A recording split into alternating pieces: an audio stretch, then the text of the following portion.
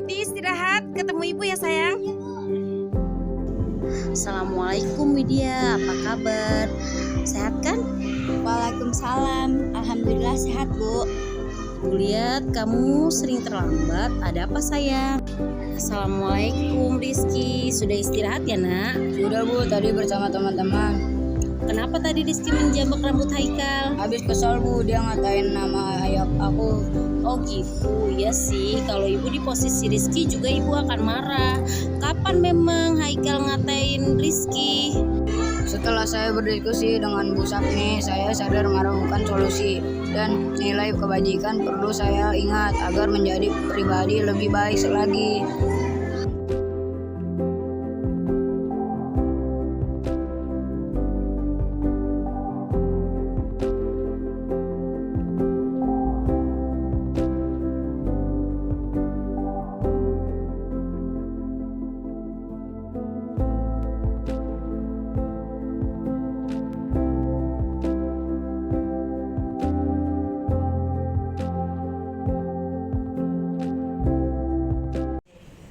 Ya, assalamualaikum warahmatullahi wabarakatuh. Waalaikumsalam warahmatullahi wabarakatuh. Bagaimana kabarnya Bapak Ibu hari ini? Alhamdulillah baik sehat. Sehat ya, alhamdulillah. Saya ucapkan sebelumnya terima kasih kepada Ibu dan Bapak Guru yang bersedia hadir pada pemaparan saya kali ini, yaitu destinasi budaya positif.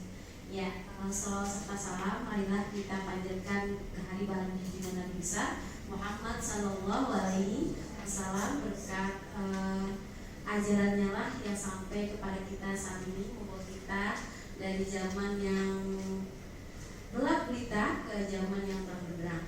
Ya, pastinya juga kita ucapkan syukur alhamdulillah kepada Allah Subhanahu Wa Taala karena berkat kasih sayangnya, rahmatnya yang sampai kepada kita sehingga kita dapat berkumpul di sini untuk sama-sama mengikuti destinasi budaya positif modul 1.4.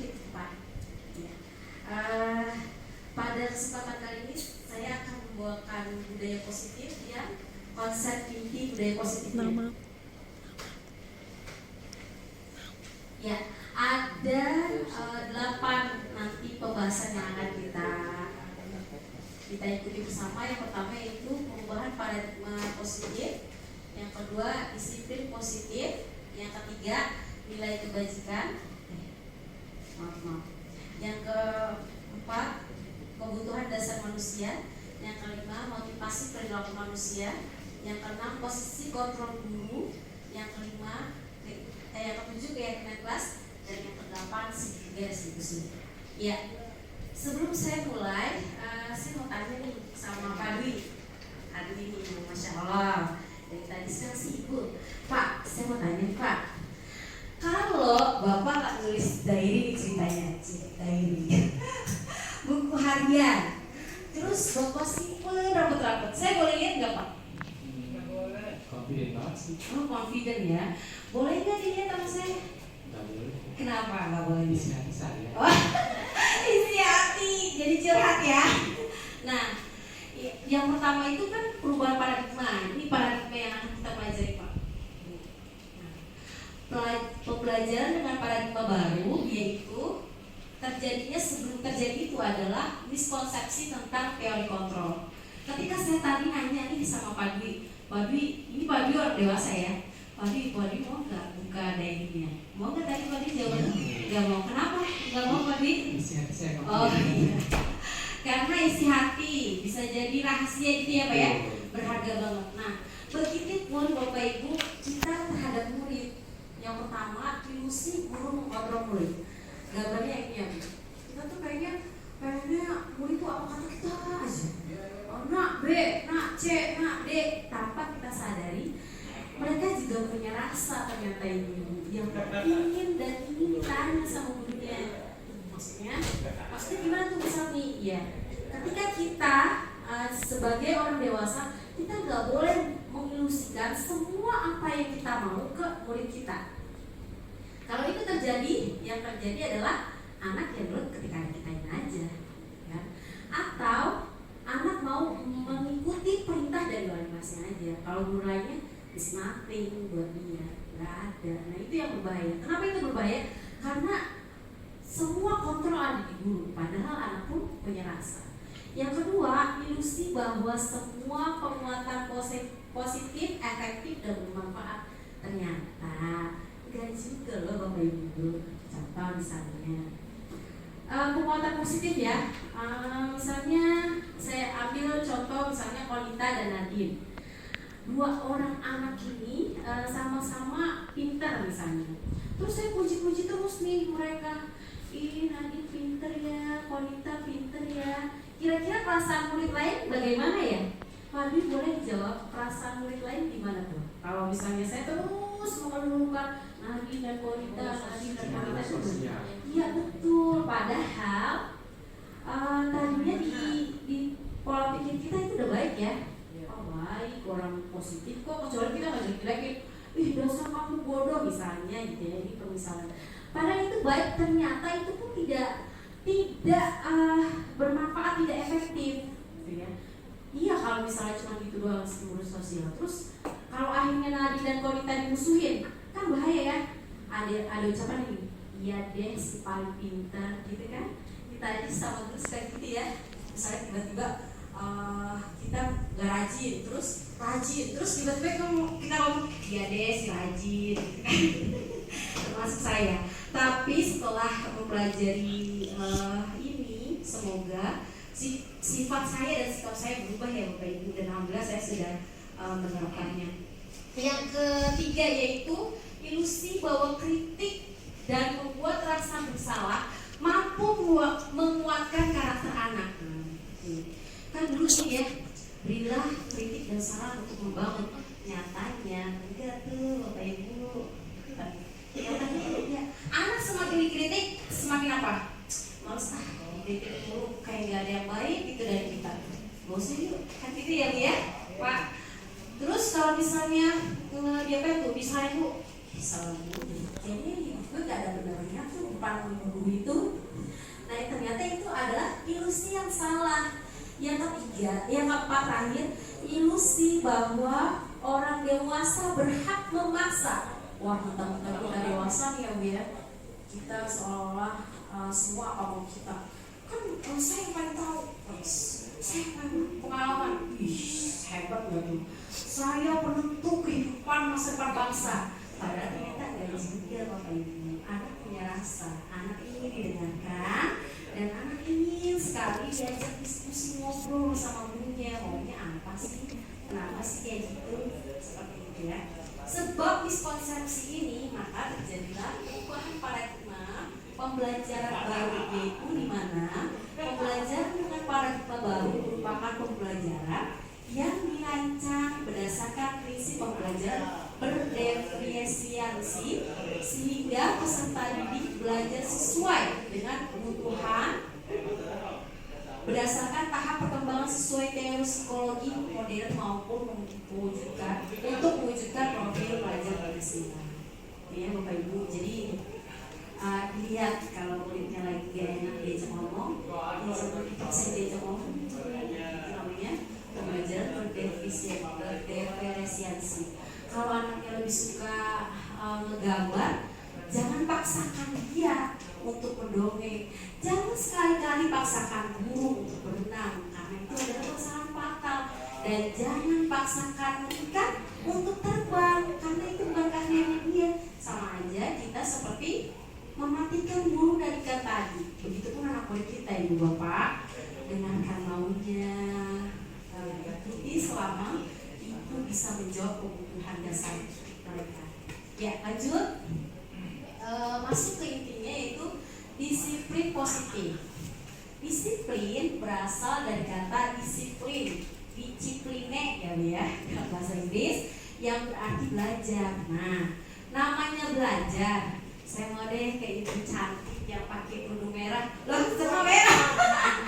Wima, maaf Wima, boleh. Wima. Iya.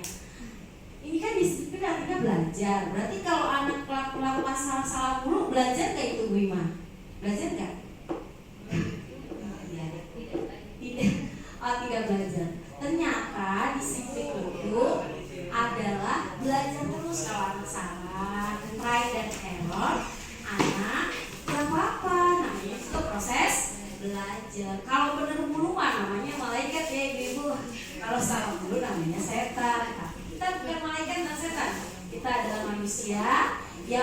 pasti ada salahnya dan berdampingan dengan benarnya. Ya. Di sini positif adalah menemukan disiplin atau pembelajaran yang didorong dalam diri anak tanpa penghargaan, hukuman dan hadiah. Nah, jadi tuh kita jangan suka gini-gini. Ayo maju, nanti dapat hadiah permen. Nah, atau ayo maju, nanti ibu kasih nilai 2000. Ada nggak 2000? Nggak ada ya, paling ada 100 misalnya. Tanpa hukuman dan hadiah. Atau dulu nanti kalau mau maju ibu hukum nih, pulangnya besok. Ini sudah lama ya dulu. Anak wanita itu. Nah itu tanpa itu semua, sebagai pendidik tujuan kita adalah menciptakan peserta didik yang memiliki disiplin diri sehingga mereka berperilaku mengacu kepada nilai-nilai kebajikan universal dan memiliki motivasi intrinsik dalam perubahan perilaku ke arah yang lebih baik. Ya, nanti kita akan bahas ya Bu, motivasi intrinsik itu apa? Motivasi yang dari dalam. Selanjutnya, nah tadi kan sempat disinggung tuh nilai-nilai kebajikan. Nilai kebajikan yang pertama yang sudah kita tahu yaitu pada profil pelajar Pancasila ada banyak itemnya ya, 5 ya Bu. Beriman bertakwa dan berakhlak mulia, berkebinekaan global, gotong royong, mandiri, benar kritis dan kreatif. Sedangkan yang ini adalah berdasarkan IPO Primary Years Programs atau PYP, ini ada toleransi, rasa hormat, dan ini sudah sebenarnya kita ajarkan dalam kehidupan sehari-hari. Benar nggak Bapak Ibu? Benar ya. Kita nggak ada lah guru yang nyuruh misalnya untuk nyuruh aja. Ada nggak yang kayak gitu? Gak mungkin. Atau beruntung aja biar viral sekolahnya. Misalnya sekolahnya belum viral, langsung viral, beruntung aja yuk. Mungkin nggak ibu begitu? Tidak. Sebenarnya sebelum ada materi ini, kita sudah menerapkan nilai-nilai kebajikan ini. Hanya saja belum tebal, belum menjadi titik fokus yang harus kita fokuskan. Sehingga sekarang adanya destinasi ini, saya harap nilai-nilai kebajikan ini selalu diterapkan dan selalu diingat oleh anak kita yang tercinta. Nah ini 9 pilar karakter Indonesian Heritage Foundation atau IHF. Itu ada cita Tuhan dengan segenap ciptaannya. Nah sama aja ya, kejujuran, keamanan, diplomatis, hormat dan santun, dermawan, suka menolong, gotong royong dan seterusnya yang ternyata tanpa kita sadari tiap hari kita ulang-ulang, ya kan? Benar Ibu? Benar Bapak? Kasih gue sih Bapak-bapak. Ya. Nah seperti itu ya. Lanjut. Setelah nilai kebajikan tadi, ternyata materi selanjutnya adalah kebutuhan dasar manusia. Bu Sapni mau bertanya sama Pak Ismail. Tolong kasih Bu Ima, tolong ya. Ya dikasih Pak Ismail. Ayo Pak Ismail. Sapni mau tanya kebutuhan dasar Pak Ismail itu apa aja sih? Segala sesuatu yang dibutuhkan. Pakai dong. Ayo dipakai-nya, berganteng pakai kacamata.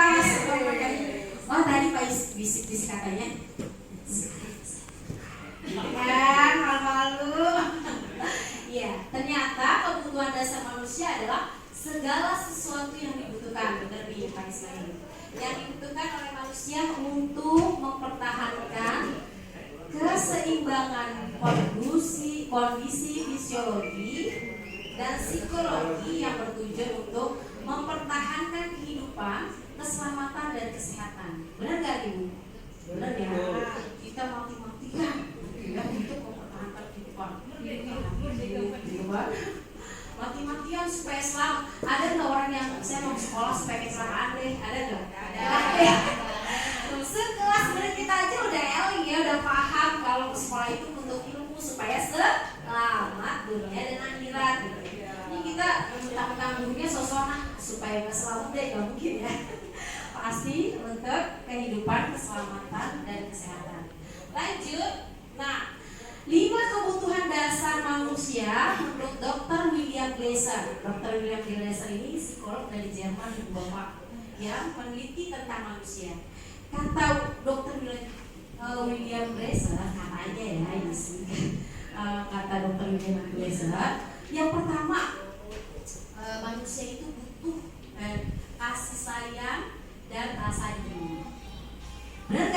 Bu Bapak?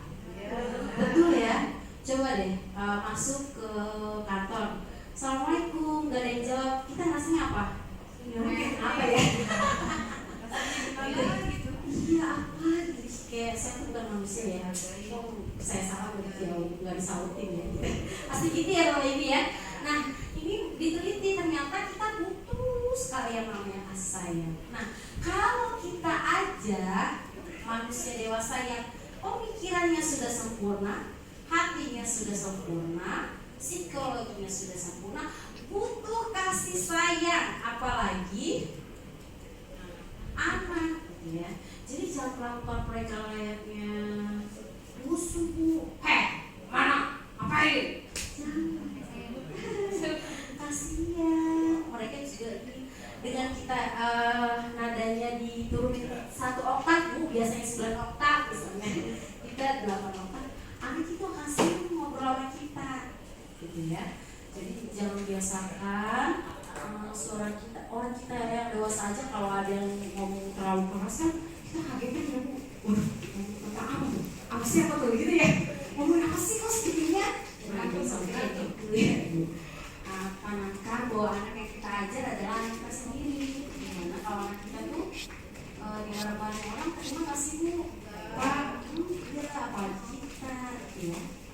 Terus yang kedua, ternyata manusia itu butuh bertahan hidup. Makanya kita ada di sini itu salah satunya adalah karena butuh bertahan hidup. Anak-anak butuh pendidikan untuk bertahan hidup di kemudian harinya.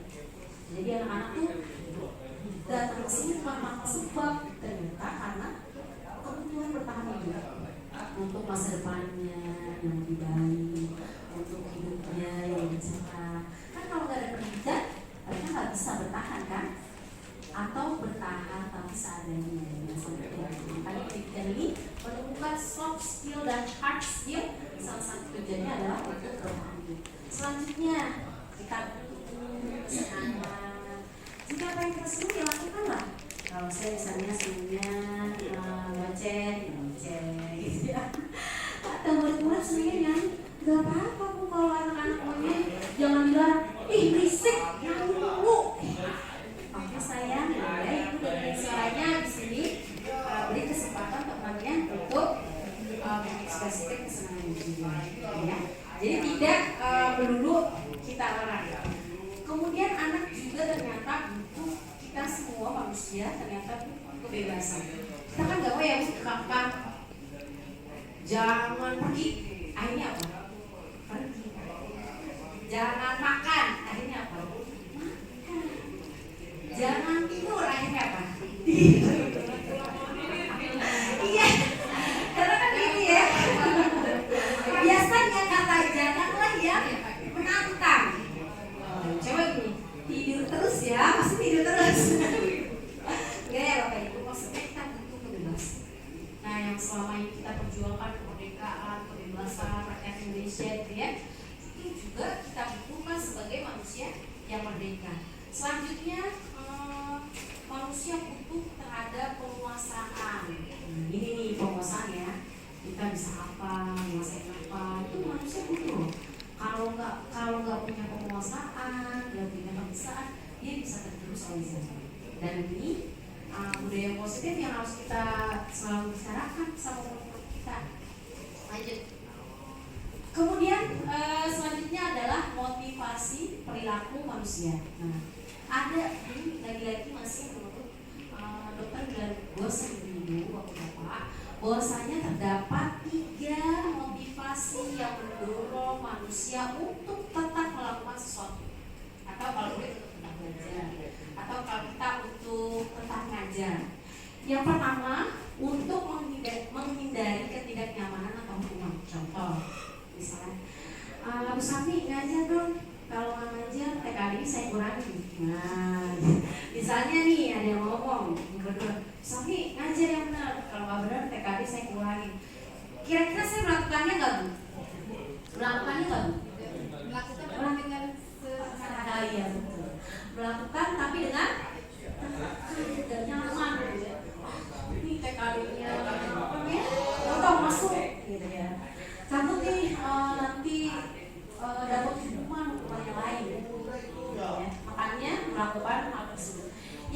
kedua untuk mendapatkan imbalan atau penghargaan dari orang lain. Contoh, misalnya kepala sekolah kita memberikan pangkat yang lebih tinggi, ya, pangkat.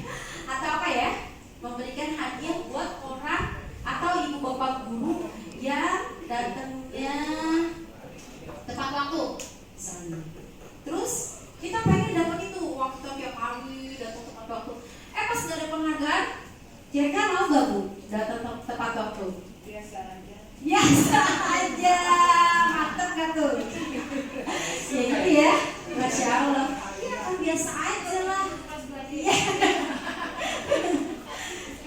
Ya akan biasa aja karena imbalan dari penghargaannya sudah hilang dari genggaman kita. Nah yang terakhir, yang ketiga, untuk menjadi orang yang mereka inginkan dan menghargai diri sendiri dengan nilai-nilai yang mereka percaya. Nah setelah ditulis nih Bu sama tadi tuh dokter tadi tuh William Glaser tadi, ternyata ini kedua ini impactnya nggak bagus.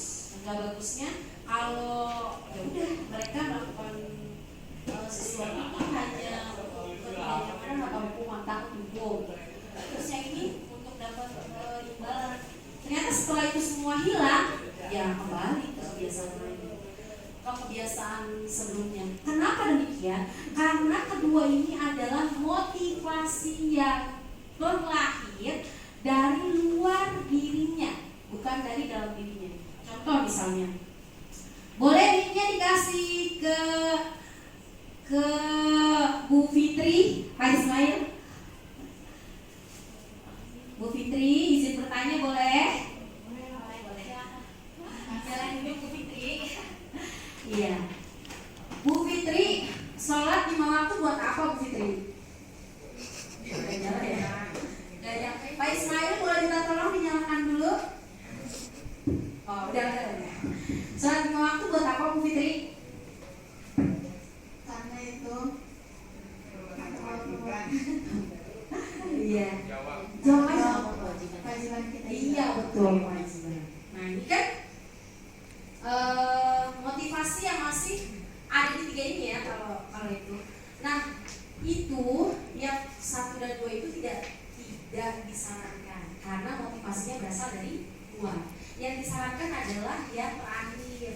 Misalnya ibu bapak sholat itu buat apa sih? Ya karena kebutuhan. Kalau nggak sholat gimana gitu, kan gitu ya. Terus kenapa sih nggak makan?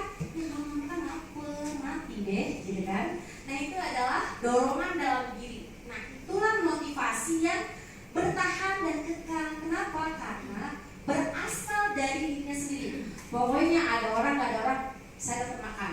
Ada nggak ada orang, saya dapat tidur. Nah itu adalah motivasi yang ada yang ini karena dalam dirinya sendiri. Pokoknya ada nggak ada orang ya sholat, ada nggak ada orang ya puasa, ada nggak ada orang ya tetap sedekah gitu ya, walaupun sedekah sebenarnya disembunyikan ya Bu, jadi diumumnya satu KPKU gitu ya, kita beli semua.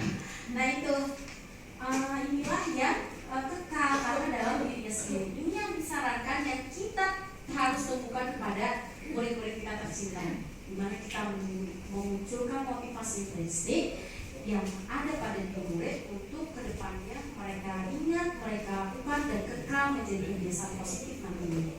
Selanjutnya adalah konsep disiplin. Tadi kan udah ngomongin itu ya Bu, kebutuhan manusia. Nah tentang hukuman penghargaan, ternyata di sini dikatakan konsep disiplin dengan identitas gagal.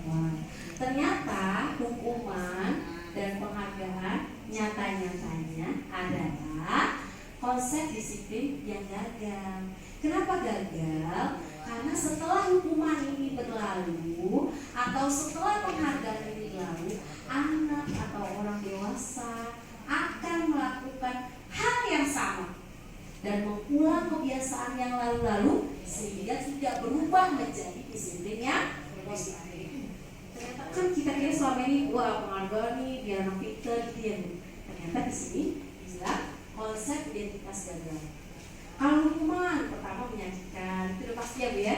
Yang kedua tidak nyaman. Ada nggak sih orang yang hukum nyaman? Iya saya di penjara.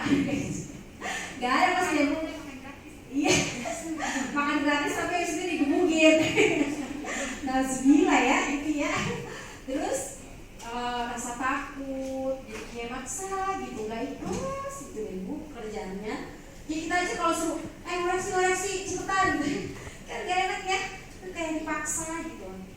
Terus murid menyembunyikan kesalahan. Jadi kalau dia salah dia nggak akan jujur bilang ke gurunya, oh saya salah, tapi gini, kamu salah ya. Kalau saya nggak salah ya, salah dia tuh Bu. Memunculkan anak untuk tidak jujur ternyata hubungan. Kemudian murid menjadi rendah diri karena sering dihukum, dipermalukan depan teman-temannya. Akhirnya mereka seperti menjadi yang direndahkan. Padahal tidak seperti itu ya. Tapi anak akan merasa seperti itu. Nah kemudian penghargaan, selamat datang kepada Pak Riki. Penghargaan itu tidak efektif. Yang pertama, yang kedua merusak hubungan seperti itu. Kalau anak yang dibangga-banggakan, anak teman-teman lainnya iri akhirnya. Dia bos yang dibanggain masa. Udah kita musuhin aja yuk. Terus yang ketiga mematikan kreativitas. Karena melakukan itu terus dikasih penghargaan, akhirnya dia sempat puas. Udah orang dikasih hadiah, orang menang, jadi mereka tidak melakukan hal yang baik dan kemudian menghukum dengan sistem ranking. Bentar lagi nih yang mau kita kerjain ya Bu, proyek kita nih ngasih rapot kan anak. Jangan biasanya Bu ya, kalau misalnya ada anak orang tuanya, Bu anak saya ranking berapa sih? Ibu jawab aja, semua anak adalah bintang. Mereka punya keunikan kekhasannya masing-masing. Dipaksa lagi, Bu saya sorotnya 200.000. Kurang. Yaudah. Jangan ya Bu. Tapi kita lagi eling, coba kalau anak kita yang gini. Misalnya Allah kasih kekhususan anak kita untuk menjadi anak yang spesial, terus dibanding-bandingin. Bandinginnya gini lagi. Dapat ranking berapa? Saya ranking 30.000, sedih lah. Sedih. Sama, saya juga yang dengarnya sedih. Ya ampun, kok tega ya Bunya ngasih ranking ke 30. Berarti dia ranking terakhir loh. Satu dari belakang. Jangan sampai ya gitu ya Bu, tapi katakan setiap anak adalah bintang di hati saya. Ya, syukuri apa yang Tuhan telah kasih. Benar Bu ya. Kemudian selanjutnya adalah konsep disiplin dengan identitas sukses. Itu konsekuensi Bu, penguatan jangka pendek, perlu monitoring berkelanjutan, stimulus respon, murid yang berbagi peraturan, kehilangan waktu untuk merenungi kesalahan, gitu ya. Terus restitusi, murid bertanggung jawab untuk perilakunya, fokus pada pemecahan masalah jangka panjang, murid menghormati dirinya dengan orang lain, teori kontrol dirinya yang memegang kontrol, terus murid bersemangat memperbaiki kesalahan. Nah ini konsekuen sama restitusi ternyata merupakan konsep disiplin dengan identitas sukses. Bener ya Bu? Saya konsekuensi nih. Kita udah ada peraturan keras, misalnya anak mau makan setelah jam istirahat misalnya. Terus mereka melakukan makan dan kelas, mereka nggak usah kita tegur, ayo makan, apa yang kalian harus lakukan? Tidak, tapi dengan konsekuensi itu mereka tahu, oh ya ketika saya makan, saya akan mengotori kelas, sehingga konsekuensinya kelasnya kotor, habis kotor banyak nyamuk. Itu konsekuensi tuh, dimana mereka sadar sendiri. Dan penguatan jangka pendek kalau yang konsekuensi ya. Tapi mereka harus sadar, kita nggak boleh nggak usah nyak tiap hari. Mereka harus sadar. Kemudian restitusi yang nanti akan mengerucut pada tiga restitusi di slide selanjutnya. Selanjutnya adalah 5 posisi kontrol restitusi, kontrol guru ya. Ibu-ibu yang mana nih? Tolong mic-nya dikasih ke Bu Ati deh, boleh. Bu Ati.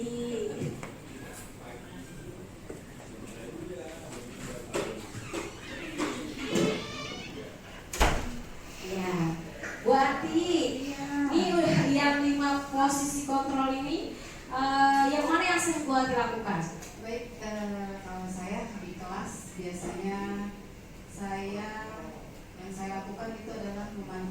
mantap. Menjadi teman Ya, manajer di dalam kelas. ya betul, Masya Allah. Terus udah, ada ya. Wah, ini perlu dicontoh nih ya. Sama-sama, berarti saya makasih. Bu Lika, coba saya tanya Bu Lika. Bu Lika, yang mana yang Bu Lika lakukan? Dari 4. Buati. Yang mana aja Bu Buati. Lika? Buat rasa bersalah, buat rasa bersalah. Teman, pemantau dan manajer. Wah, Masya Allah. Ternyata tepuk tangan dong ibu bapak semuanya. Wah, harusnya saya nih yang diajarin nih ya. Saya aja baru tahu pas ikut pelatihan Bu, pas guru penggerak. Ternyata 5 posisi kontrol ini gak perlu semua salah, gak perlu semua benar. Dan bapak ibu semua sudah melakukan ya. Kamu itu patuhi aturan sekolah. Terus di sini lalu berdiri di depan barisan. Misalnya berdiri di depan barisan, dia nggak mematuhi peraturan. Berdiri di depan barisan. Nah itu adalah jenis guru pemukul. Makanya saya gambarkan dengan pemukul palu ya. Iya ya. Iya. Ini sebenarnya Ki Hajar Dewantara pun setuju dengan penghukuman. Walaupun tadi dikatakan adalah belum tepat ya Bu ya, tapi boleh tuh. Asal ngomongnya jadi gini, kamu salah bangun candi ya candi. Gurunya aja belum tentu bisa bangun candi ya. Kalau kamu salah pusat di mana yang paling gitu. Itu nggak bisa ya Bu, itu nggak mungkin. Saya rasa itu tidak mungkin dilakukan oleh guru-guru SD Rawabuaya 09 yang hatinya lembut, baik, dan bersahabat sama teman, sama guru kita. Iya. Kemudian yang kedua, pembuat rasa bersalah. Ini sebenarnya tidak disarankan Bu, tapi kan kita pernah melakukan itu ya Bu.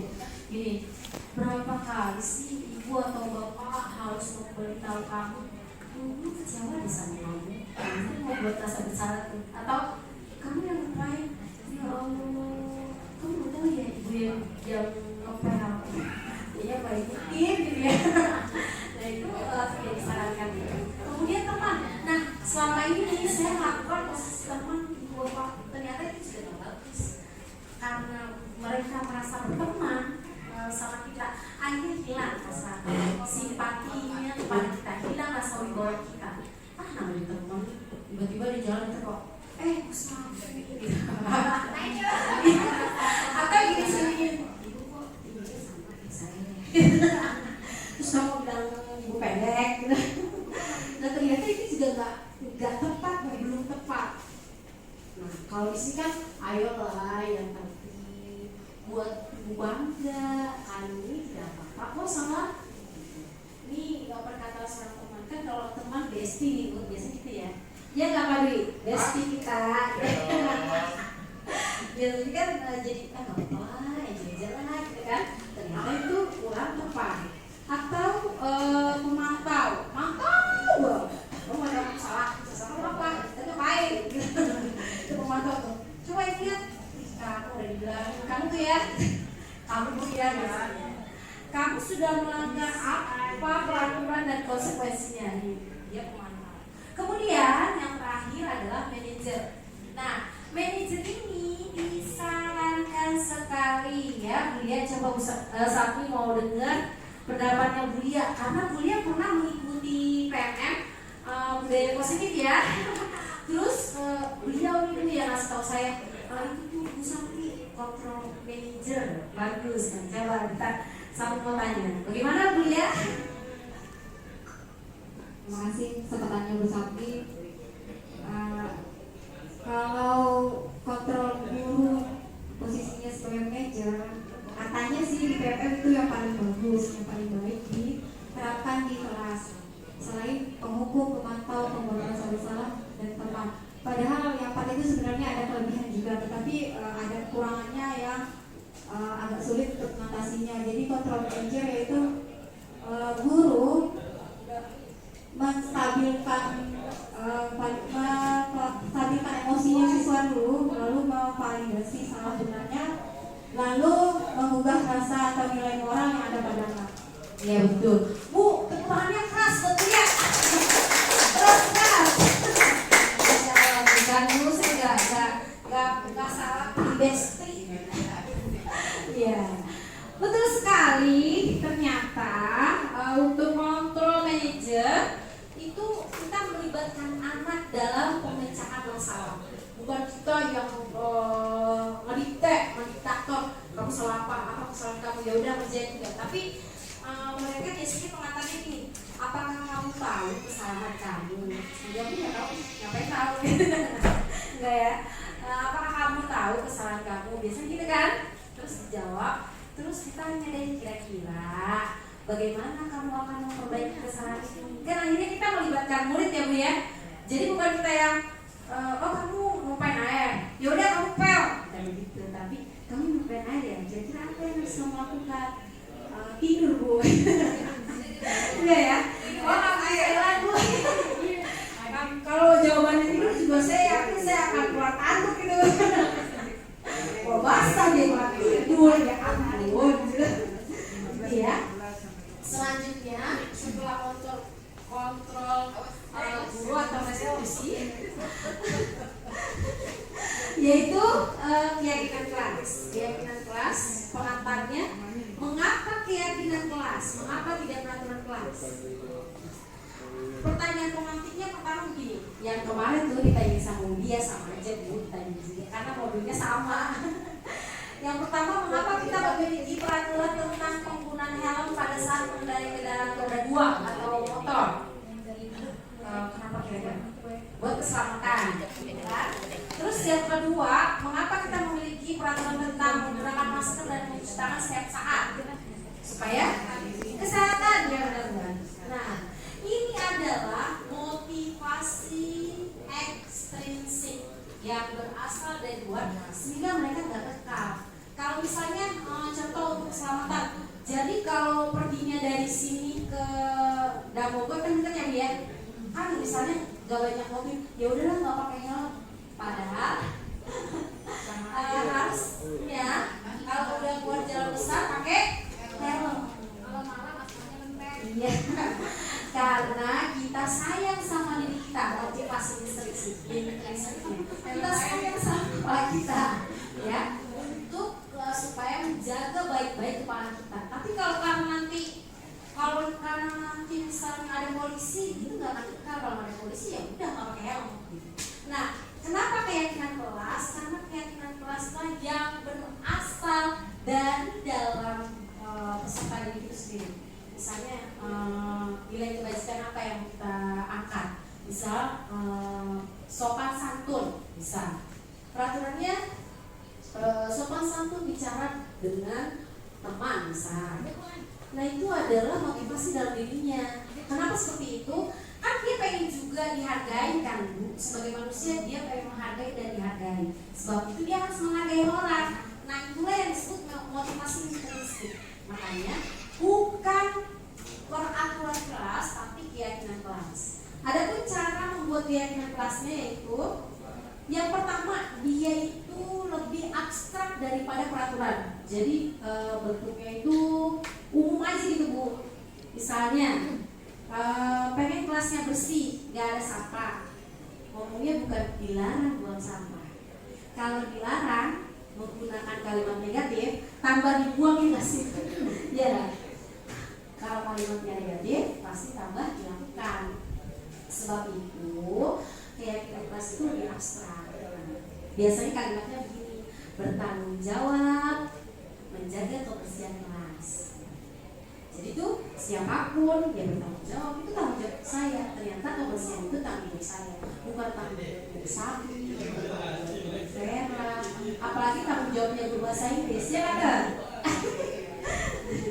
Yang masuk kelasnya cuma 60 menit seminggu sekali lagi.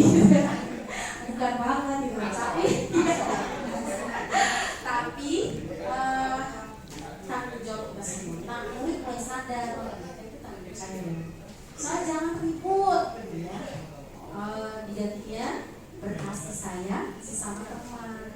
Oh, saya pengen disayang nih sama teman, jadi saya harus menyayangi juga teman saya. Nah, itulah motivasi intrinsik yang menyebabkan keyakinan kelas dirasa lebih tepat daripada peraturan atau kesepakatan kelas. Kemudian yang kedua berupa pernyataan universal yang tadi saya sebutkan, dibuat dalam bentuk positif. Jadi kalau keyakinan kelas masih ada kalimat negatif, jangan membaca di kelas tentunya bukan keyakinan, karena masih ada kalimat negatif. Nah, dalam hal membuat keyakinan kelas yang positif ini Bu Eti ahlinya nih. Karena saya pernah kerjasama nih sama Bu Eti. Sampai itu jangan diganti, jangan pakai kalimat itu negatif, dilarang negatif. Terima kasih Bu Eti atas sarannya. Kemudian saya dan Bu Eti waktu itu membuat keyakinan kelas di kelas. Waktu itu karena kita berkolaborasi ya Bu Eti. Lanjut, sedikit saja biar mudah diingat. Jadi kalau keyakinan kelas itu jangan banyak. Kalau banyak-banyak undang-undang dasar. Kalau banyak-banyak namanya curcol. Nah, ini sedikit saja biar jelas dan sempat universal. Dapat diterapkan di kelas. Jadi jangan banyak angan-angan, misalnya keyakinan kelasnya membawa makanan setiap hari untuk gurunya. Itu angan-angan ya Bu. Jadi kayak gak make sense gitu ya. Ya gak make sense gitu. Sehingga jangan membuat keyakinannya terlalu tinggi dan banyak sehingga tidak diingat oleh muridnya, tapi yang mudah diingat terus diterapkan. Semua warga kelas hendak ikut berkontribusi dalam pembuatan keyakinan kelas. Jadi keyakinan kelas ini harus semua ikut, jangan sampai segelintir orang doang. Terus yang terakhir, bersedia meninjau kembali keyakinan kelas dari waktu ke waktu. Ternyata Bu, keyakinan kelas itu jangkanya ke setahun. Misal, sebulan kayaknya keyakinan kelas gak efektif, kan bisa dong. Capek Bu, ganti-ganti mau. Sebab itu, disiplin positif ini adalah disiplin yang panjang. Harus sabar, harus mampu, harus hati-hati, harus bersemangat. Jadi nggak mungkin hari ini dibuat keyakinan, besok semua murid begitu seperti yang kita inginkan. Sesuatu yang nggak mungkin. Sebab itu kita dipilih menjadi guru karena kesabaran kita.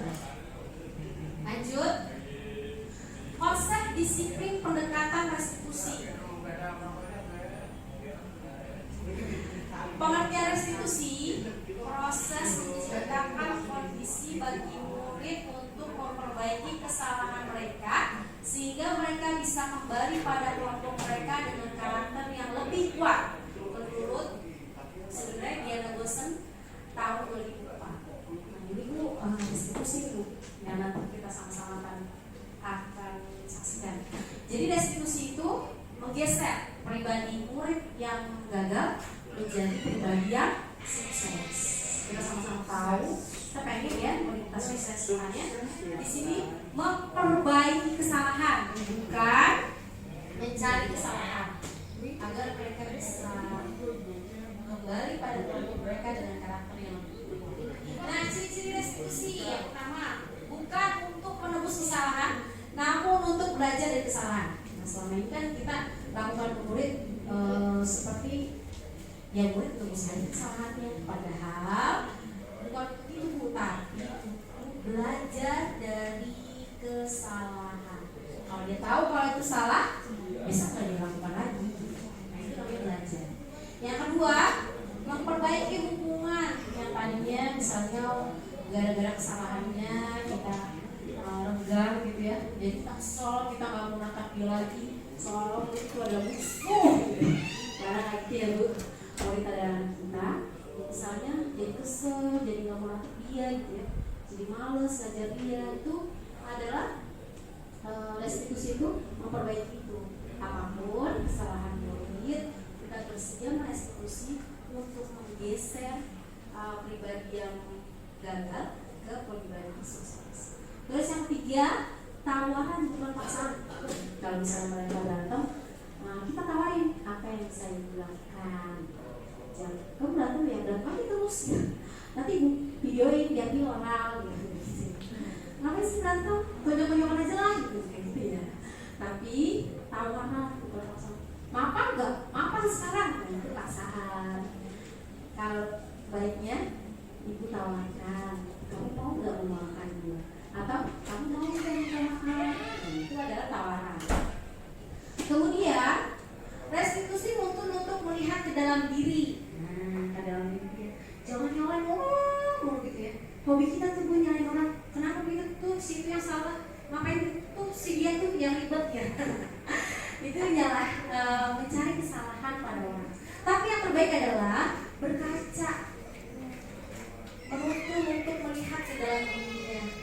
Benar nggak sih apa yang kita lakukan? Kira-kira melukai nggak ya kalau kita melakukan itu? Nah, ini namanya restitusi, melihat ke dalam diri. Terus yang keempat, restitusi mencari kebutuhan dasar yang berdasar tindakan.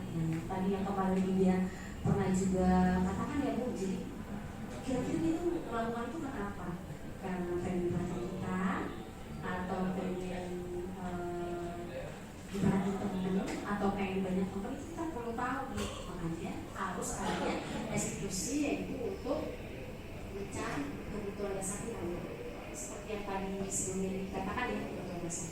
Kemudian restitusi diri adalah cara yang paling baik, cara yang paling baik. Di antara cara yang baik adalah restitusi. Kenapa? Karena anak melihat dalam dirinya, anak ditawari, udah gitu anak memperbaiki dirinya, jadi gak ada paksaan. Selanjutnya adalah restitusi fokus pada karakter bukan tindakan. Jadi bukan ketindakan yang salah, tapi karakternya. Misalnya karakternya anaknya sebenarnya dia penyayang, tapi karena udah diperhatiin jadi pemberontak. Nah, itu fokus kepada karakternya, bukan tindakan yang salah. Lanjut, restitusi fokus pada solusi. Kenapa dikatakan baik? Karena fokusnya pada solusi, bukan cari siapa yang benar, siapa yang salah, siapa yang harus begini, siapa yang harus begitu, bukan. Terakhir, restitusi mengembalikan murid yang berbuat salah pada pokoknya. Biasanya kan kalau anak salah tuh biasanya nggak ditemenin kan Bu, benar nggak? Udah nggak ditemenin, dijauhin, udah punya teman gitu. Nah, itu mengembalikan anak pada pokoknya. Pokoknya mau menerima anak itu kembali. Kemudian di restitusi pertama, jelas jawabnya dulu, enggak ya? Agak berbeda ya, saya bacain aja. Pertama itu validasi tindakan yang salah. Validasi. Kamu misalnya anak, saya contohin ya Bu, misalnya anak ngambil pensil temannya, nggak sengaja nih, atau sengaja ngambil pensil temannya. Kita harus memvalidasi tindakan yang salah. Kamu tadi ngambil pensil teman ya? Terus dijawab iya. Oh benar. Semua orang pernah seperti itu, bukan hanya kamu. Itu namanya memvalidasi tindakan. Yang kedua adalah menstabilkan identitas. Gak apa-apa kok kalau kamu begitu. Kamu bukan hanya kamu orang satu-satunya yang melakukan kesalahan itu. Mari kita perbaiki. Kamu mau tawarin itu, kamu mau perbaiki? Oh iya Bu, mau. Jadi jangan maksa. Kamu harus perbaiki diri ya. Kalau enggak, awas kamu, awas. Gak gitu ya. Itu mah maksa namanya. Terus yang terakhir sekali adalah tanyakan keyakinan kelas. Nah, kamu mengambil pensil temannya, kira-kira keyakinan apa yang kamu ambil? Oh itu Bu, keyakinan izin sebelum pinjam punya teman. Ya, kamu tahu. Jadi apa yang harus kamu lakukan? Nah, itu adalah proses terakhir, yaitu menanyakan restitusi. Ada beberapa contoh Bu yang saya lakukan. Ini contoh penerapan segitiga restitusi yang pernah saya lakukan untuk murid kelas 4. Widya, mau kemana? Iya, nanti istirahat, ketemu ibu ya sayang. Assalamualaikum Lydia, apa kabar? Sehat kan? Waalaikumsalam, alhamdulillah sehat Bu. Lihat kamu sering terlambat, ada apa sayang? Karena kebiasaan ya Bu, jadi telat ya. Soalnya memang setiap orang pernah kok bangun kesiangan. Ini menstabilkan identitas, setiap orang pernah kok bangun kesiangan. Itu adalah stabil identitas, di mana? Dimana kita nggak boleh, kok kamu sekarang mulu sih, emang nggak dipasangin alarm di rumah, jadi nggak minta bangunin apa, jadi itu lah kebiasaan ya. Dia ngapain aja sih kamu sih, gitu. Nggak gitu ya Bu. Nah, saya lanjut.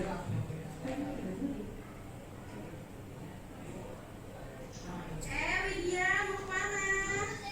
Iya, nanti istirahat ketemu ibu ya sayang. Assalamualaikum Widya, apa kabar? Sehat kan? Waalaikumsalam, alhamdulillah sehat Bu. Widya, kamu sering terlambat, ada apa sayang? Iya Bu, saya bangun kesiangan. Oh begitu. Jadi Bu, aku bangun kesiangan bukan hanya Widya. Oh ini videonya potong video kedua coba ya. Nah ini ceritanya si Rizky bermantan.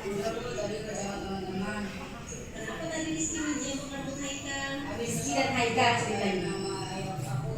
Oh gitu, ya sih. Kalau ibu di posisi Rizky juga ibu akan marah. Kapan memang Haikal ngatain Rizky? Kemarin Bu soal istirahat juga. Oh iya, Rizky, ibu yakin Rizky punya alasan kenapa kamu melakukan itu? Ada Bu, saya malu. Ini karena Canva ya Bu, jadi dia videonya potong-potong. Saya mau versi yang itu aja yang aslinya. Karena nggak bisa kan? Bukan nggak bisa, saya belum tahu tekniknya.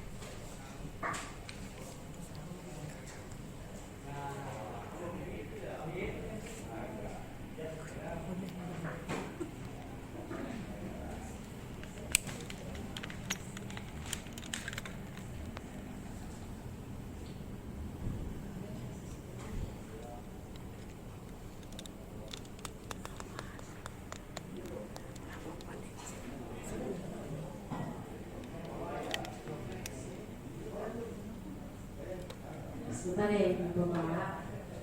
Kalau ini teknis.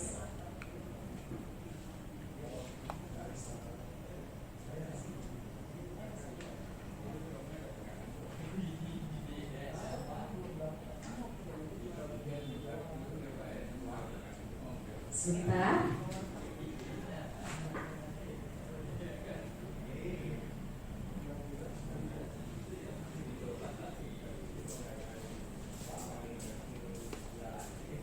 Ini ceritanya dia itu terlambat. Nanti istirahat ketemu ibu ya sayang. Assalamualaikum Widya, apa kabar? Sehat kan? Waalaikumsalam, alhamdulillah sehat Bu. Widya, kamu sering terlambat, ada apa sayang? Iya Bu, saya bangun kesiangan. Oh begitu. Ini status dan identitas. Oh bangun kesiangan bukan hanya Widya. Jadi memvalidasi kalau misalkan itu juga pernah dilakukan orang, bukan hanya dia. Oke sayang, tapi Widya pasti punya alasan mengapa kesiangan. Validasi tindakannya. Jadi sering kesiangan bangun Bu. Ada yang tahu solusi dari Tanyain solusinya apa sih ya kalau kesiangan? Bu, saya harus pandai mengatur waktu dan tidak main handphone hingga larut malam. Terus saya pasang alarm agar tidak kesiangan. Akhirnya kan dia tahu sendiri kan Bu. Iya, Saya harus pasang alarm, jangan main handphone sendiri. Terus aku mau tahu apa kesepakatan atau keyakinan kelas yang Widya langgar. Keyakinan kelas tertib belajar di kelas. Saya datang pulang menyebabkan suasana belajar tidak tertipu. Iya betul. Semoga Widya kedepannya lebih baik lagi ya nak. Iya Bu, terima kasih. Ini yang Widya. Kita yang Rizky.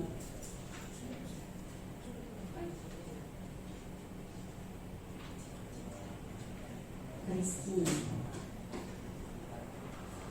Assalamualaikum Rizky, sudah istirahat ya nak? Ceritanya berantem ini sama Haika gara-gara kata-kata bapak. Oh gitu, ya sih. Kalau ibu di Setelah itu dia dikasih ibu juga marah kalau ditanyain sama bapak. Rizky. Kemarin Bu saat istirahat juga. Oh iya, Rizky, ibu yakin Rizky punya alasan kenapa kamu melakukan itu? Ada Bu, saya malu nggak nyaman kalau nama bapak saya disebut-sebut terus atau dikatain. Terus sebagai anak ya saya marah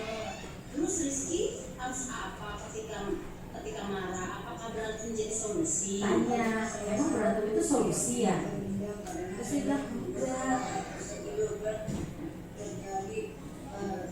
Pertengkaran ujuk sayang, berarti kamu sudah paham ya apa yang harus kamu lakukan. Terus keyakinan atas apa yang kamu langgar. Masih berhubungan sesama teman agar nilai kebaikan saya. Dan hari ini jujur saya Tahu tuh itu dilanggar ternyata sama dia. dengan nilai kebaikan yang ada. Sekarang mesti boleh kembali kelas ya. Terima kasih Bu. Ya sama-sama. Akhirnya mereka tahu apa yang mereka harus lakukan. Nah, ini testimoninya nih Bu dari Rizky tentang segitiga restitusinya. Setelah saya berdiskusi dengan Bu Sapni, saya sadar menemukan solusi dan nilai kebajikan perlu saya ingat agar menjadi pribadi lebih baik lagi. Seperti itu berapa menit? Ya, mungkin